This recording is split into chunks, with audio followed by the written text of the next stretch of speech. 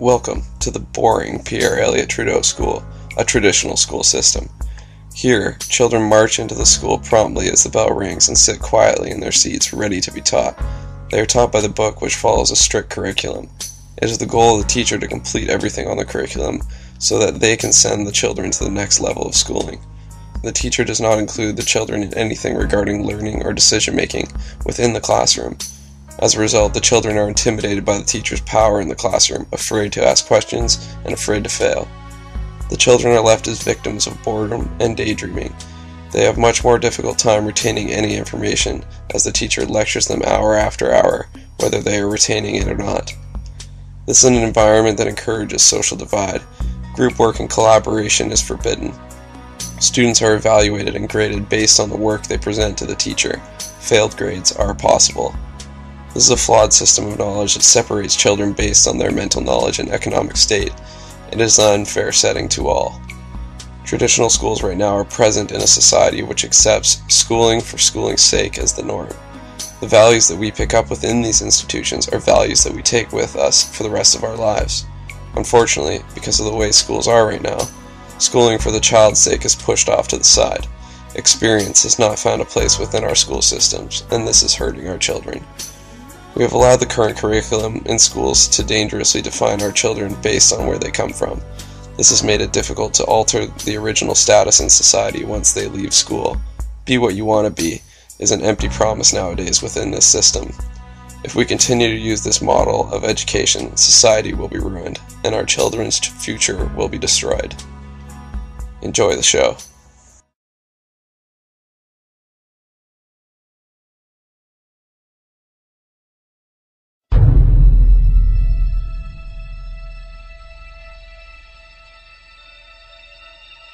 Can I be honest with you?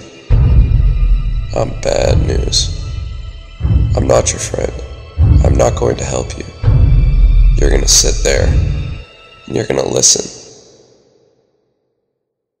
Any questions?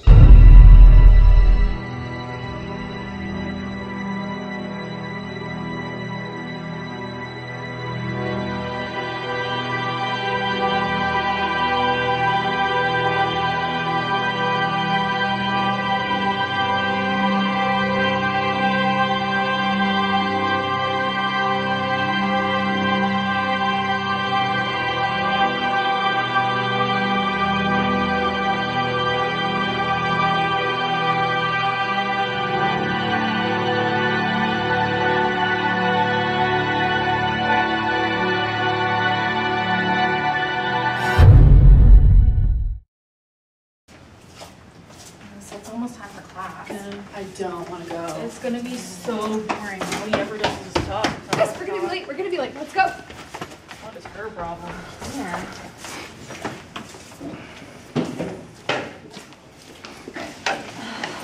He's supposed to be such a boring teacher. Why did he's get so him? mean. No, I heard he's brilliant. Let's like, at least try. I still can't believe summer's over. I hate school. So what do you do this weekend? Did you go out for your St. Patrick's Day? Yeah. I totally did. Did you get dressed up? Yeah. Really? Yeah? Yeah?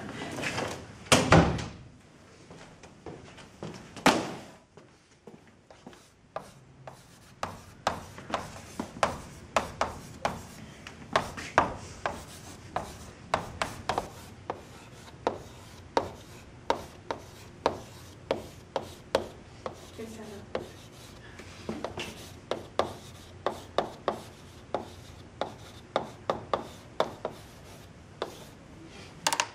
Okay, open your books to page 27, please.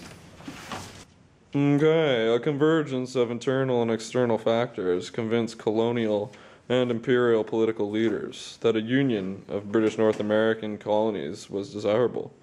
In the province of Canada, politicians were seeking a solution to political inertia, financial difficulties, and the expected loss of American markets. Any questions? No? Okay. In the 1860s, the British were concerned with the possibility of an American assault on Canada in the wake of the American Civil War. No questions. Britain also feared that American settlers might expand to the north into land. No questions. Mr. Lewis, is this going to be on the test? Yes, actually, this is on the test. No talking, quiet down. These factors led to the first serious discussions about real political union in Canada. However, there were internal political obstacles to overcome first. The province of Canada had little success in keeping a stable government for any period of time. The Tories, led by John A. Macdonald and Georges Etienne Cartier, were constantly at odds with the Clear-Grits, led by George Brown. There were also problems with raids into Canada launched by the Fenian Brotherhood, a group of Irish Americans who wanted to pressure Britain into granting independence to Ireland. Canada was already essentially a self-governing colony since the 1840s, and Britain no longer felt it was worth the expense of keeping it as a colony. Okay, now everyone turn to page 192. You guys are going to do the questions. 1 to 7. No questions.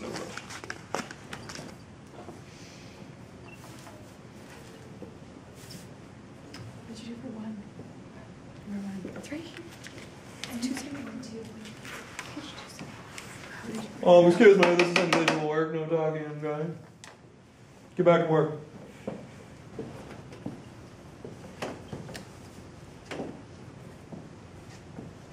Alright guys, you got 30 seconds left. 30 seconds, hand it on my desk, please. What? What question? 30 seconds left, no talking.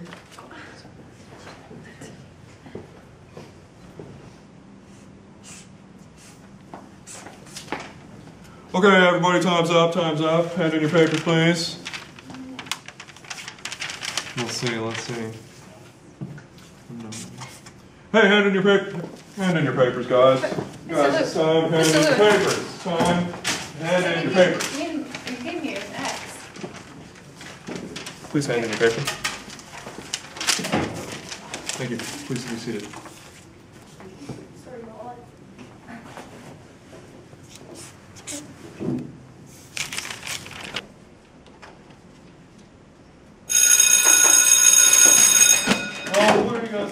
Where do you guys think you're going? Bell does not dismiss you. I dismiss you, okay? Sit back down. Because of that, you guys have a 500-word essay on Canadian Confederation due at the end of class tomorrow, okay? Also, put your hand out. Also, go home. Your homework is reading chapters 2 to 5 of the British North American Act. Okay? You may go.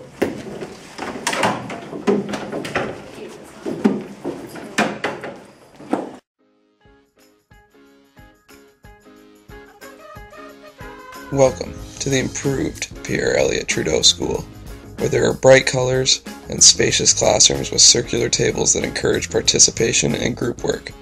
This improved school welcomes children and excites them to learn new things. All life should be a learning experience, and this new school embraces the idea of experiential learning. This learning is not limited to a concrete list of things that a small number of professionals deem as important. Children are active participants in the classroom, where thinking outside the box is encouraged. At this school, creativity is also encouraged. Opposed to a paint-by-number structure, children are encouraged to use their own imagination and explore themselves. Learning is best when this exploration is encouraged by the teacher. Craft time! Participation is key in this deschooling process. Our students will be taught that their voices do matter. Free expression is embraced. By giving the students a say in their classroom, the traditional view of the teacher owns the classroom is no longer. Children are given choice, without the constraint of curriculum. The teacher acts as a mediator and a motivator, instead of a lecturer and an evaluator. He shares the classroom space equally with the children. Rich and poor students alike depend on schools which guide their lives, form their worldview, and define for them what is legitimate and what is not. The new school will be a welcoming environment for children, allowing opportunity. Emphasis is placed on every student's worldview. We will accept their differences, their uniqueness, and give them the control in the classroom that they deserve. Using learning center approaches, the children decide for themselves what, when, where, and how they want to learn, as well as deciding when they want to opt in and when they want to opt out. By encouraging the children to work with their friends and explicitly expressing to them their freedom, they will stumble upon learning on their own. Enjoy the improved show.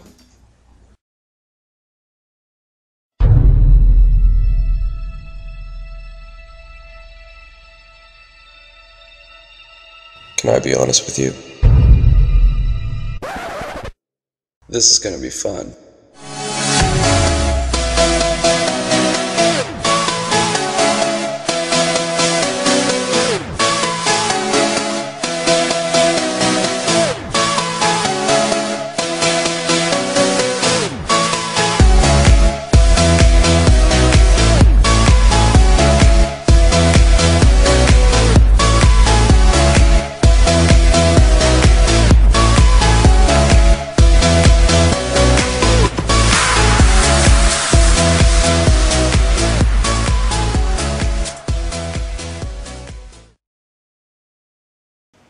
So, are you guys excited to go to class today? Yeah. Yeah. I think I should go.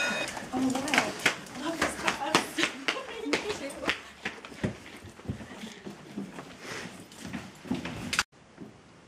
I wonder what he's gonna be like. I've heard good things. I think he's a pretty nice teacher. He's gonna be as mean as Master's teacher. Morning, class. Good morning. How's it going, guys? What are you guys doing sitting over here?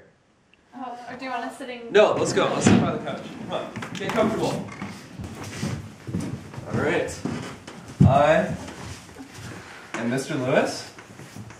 You guys can call me Connor, Lewis, the dude, anything you guys want, okay? I have one rule, and it is to have fun. Okay? We're gonna make up a couple other rules, but you guys are gonna help me do it. What do you think some other rules should be? Katie. Be nice.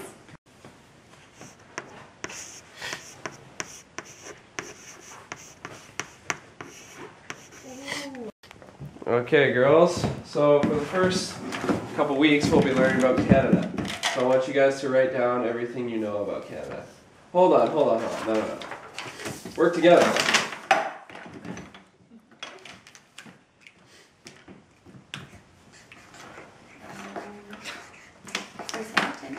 That's good. It's a country. Yeah. We live here. Nice Canadian flag. Wait, wasn't there something about the BK something Act? No, the BNA Act. What was that Yeah. again? The shoot. British North American Act. Write that down, write that. I want Okay. to learn about that. All right. So I'll put a question mark so that we know. Can you guys think of anything else? Wait, there was settlers, right? Where did they come from? Oh, Europe. Okay, so we've been learning a lot about Canada lately, and yeah, Katie. Yeah. I found this book at home. My mom and dad said that it's about Canada, so can I share it with the class? Yeah, for sure. Come on up. Okay. So I don't know much about it, but they said that it's got a lot of maps and stuff, so I thought we could take a look and then we could use it for our project. So Why don't you show us some of the pages, some of Okay. the pictures? this is BC. Okay, class. So now we are going to do a project on Canada. What do you guys think you want to learn about Canada? My dad works in politics. Can I do it from his point of view? Totally, great idea. How about you guys? Can I talk about when my grandpa came here? From where? India? For sure, totally. Oh, cool. Yeah. I kind of want to just like look into sports in Canada. Sports in and, Canada, hockey? Hockey. Definitely. I like that idea. I like all three of those Cool. ideas. How long do you guys think you need to do it? My grandpa's visiting this weekend. Oh, perfect. So, can we I was- have Could another... a month or so? Yeah, take as much time as you need. I want this to be an ongoing learning process. Okay? Okay. This sounds pretty fun. Cool. Yeah.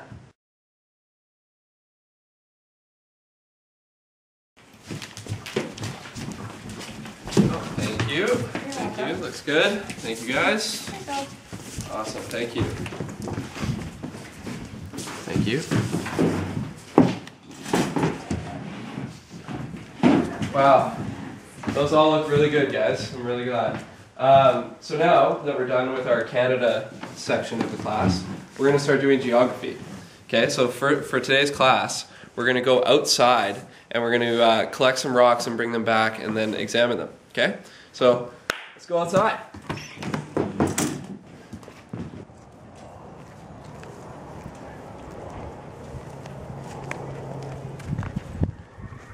Look at this rock.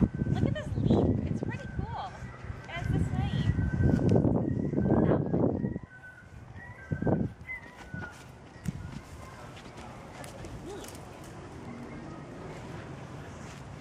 I wonder what kind it is.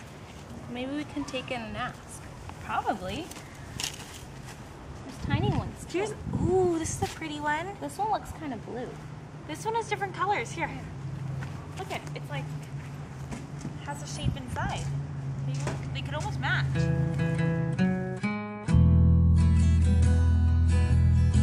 Almost half a century ago, education theorist Ivan Illich met with his friend Everett Raymar, who is the author of School is Dead. Both Illich and Raymar have argued that schooling socializes us to think of learning as a packageable commodity. As we have witnessed in the first gloomy and boring setting of Pierre Elliott Trudeau's school, the setting perpetuates social class hierarchies by reproducing the class structure while claiming to be an engine of egalitarianism. Schools, according to these philosophers, are incapable of providing the best possible education for children. So what are the alternatives? We have shown, and Illich and Reimer believe, that with these problems in our school systems, children are disengaged and not actually benefiting from such environments. Going beyond the individual and issues surrounding them, Illich and Reimer call for an end to schools in general. This is based on their belief that most people learn better by themselves outside of an institutional environment at a self-determined pace. We argue that it is not realistic to just remove every educational institution, nor do we think this would be beneficial in the end. By addressing the current problems in the educational system at present, we can make specific changes within the classrooms that we argue will have a large beneficial impact on society. Although Illich and Reimer make valid points about the flaws in our school system, their argument to remove all institutions is outdated and unrealistic. We need to focus on the issues within our classroom that are causing such unequal social divides and unfair learning environments for our children. By focusing on experience in school, students will benefit greatly. Learning will be done so in a positive, comfortable environment. Students will learn to work together, and school will become a place where life lessons and values are learned. As you can see, the educational system benefits from a school like the improved Pierre Elliott Trudeau School in the previous scene. With more schools and classrooms like these, our children will grow to become positive members of society. We hope you have enjoyed our project on deschooling, and for those of you who are or wish to become teachers in the future, we truly hope that you will take some of these ideas into your classrooms to improve our educational system. Thank you. The end.